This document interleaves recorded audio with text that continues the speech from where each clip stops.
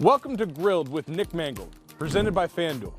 I have invited just one of the most absolutely favorite human beings on the planet into my home virtually, of course.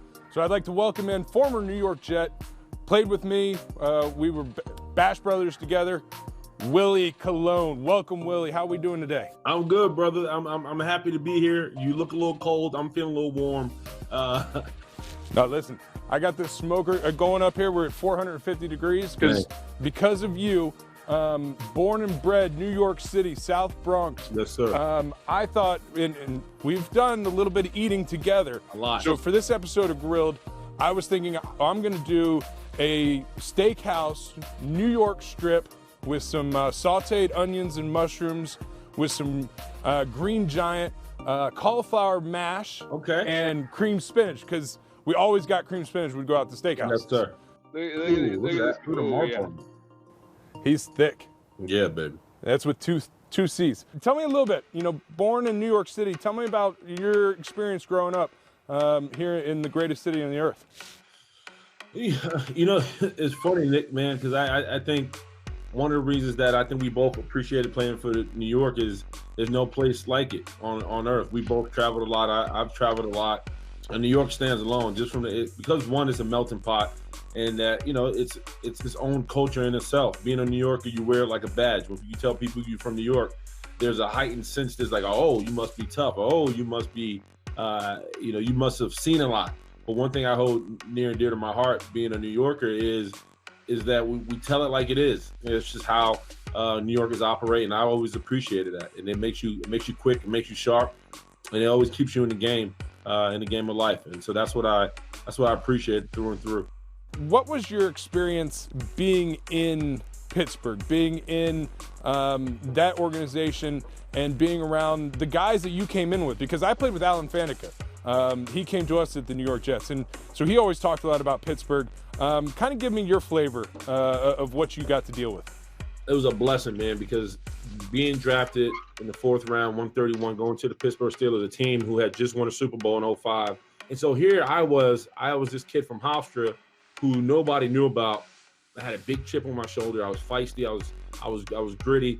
And that was just because I had the fear of getting cut. I didn't want to get cut. So I was very conscious and very somewhat paranoid and scared that I wasn't going to make it. So I just always went to work that rookie year. We're like, man, if I got to fight everybody on the team, whatever I got to do to prove to these people that I want to be a Pittsburgh Steeler, I want to be a pro, I'm going to do it. And so that was my mentality in my rookie year.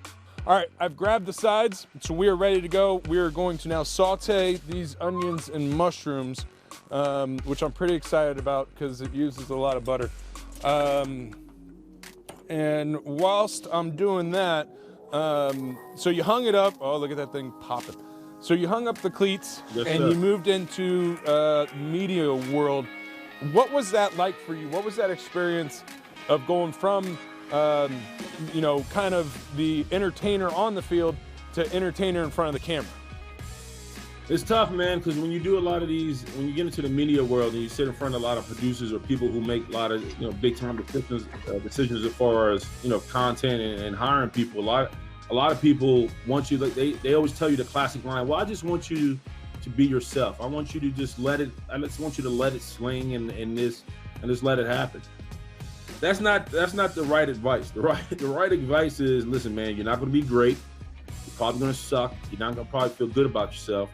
But the only way to get better is to keep doing it and to study the craft and learn from people who have been doing it a long time. And I remember the best advice I got was from Jerome Bettis, because Jerome was doing a lot of TV. He was on NBC. He was doing a lot, and he knew I wanted to pursue that career. And he was like, listen, I never talk about the ball player. I talk about the situation, and I try to relate to what if I was in that guy's shoes and how I would respond. And most people take a liking to it, and then most people understand it. Because anytime you talk about the ball player specifically, and it could be a little edgy or unkind, you have to answer. You're going to run into that guy. You're going to have to answer that. And then you come across as a guy who just wants the attention and headlines. So there's a lot that goes into it. You are the host of a nationally broadcast radio show with Barstool Sports, and you have cooking competitions. You have a million things going on. Give me a hit. What's going on in the Willie clone world? And I assume, because I know you, that you're loving it. And so give me that little rundown. Yeah, so currently I'm with, as you just mentioned, I'm a host alongside my co-host Lars McCarthy. We have Barstool Breakfast, which is on Channel 85, Sirius XM, Barstool Radio, and you can catch us from 7 to 9 every morning, Monday through Friday, talk about everything underneath the sun, from sports to life to culture to our own experiences. And then I have Feed Willie, which you can check out on the Barstool platform. It's me. I was able to bring together a couple Barstool personalities who are wannabe chefs and put them head to head and see if they can create a dish that I love and like. And on top of that, I have the Going Deep podcast with Stephen Shea and Joey Molinaro, a man of 1,000 voices. We talk everything underneath the sun as far as football. So you can check that podcast out. And my goal is to continue to create content, continue to put things out there that people hopefully are interested in and want to hear and see. And Barstool allows you to kind of do that. Well, I mean, you know that I'm a huge fan of everything you do there at Barstool, and especially the morning show. Listen every day. It's my thank you. It's my walk. Well, my old man walk, run, whatever thing I do these days. It's working. If you look slim, you look skinny in the face. Well, thank you. I appreciate it. But I'm not going to be skinny after here. Let me show you what we got going here. What if we move back this way? Oh, look at that. Look at that, with the mushrooms and the onions. Oh, over top, I sliced it using my Victorinox Fibrix Pro knife. Got that thing smooth. And so that's not going to help anything that I need to do. But I really feel terrible that I'm not able to enjoy it with you. You got the boys, right? You got your beautiful sons and the family. You can split that out. You're not going to eat that all by yourself. Oh, no. Matthew will probably take this down himself, and then Thomas will fight me to make another one for himself. Let me show you the big one real quick. Yeah, let me see. Let me see this guy. He's scooting over here as we... Oh, wait, are we getting the live? Oh! Yeah. Hey, what up, Nick? What up, Goldie? Hi, buddy. Oh, he's beautiful. Thank you. Look at that guy. Oh, man, I'm so happy for you guys. He's beautiful. He's got those big old paws, so we know he's going to be a big guy. Yeah, he has some flavors on him. That's awesome. So, again, thank you so much for taking time to being on Grilled with Nick Mangold, presented by FanDuel. I greatly appreciate you taking the time.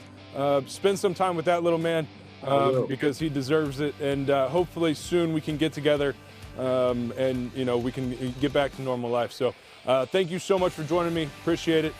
You're the best. Love you, brother. Be good, baby.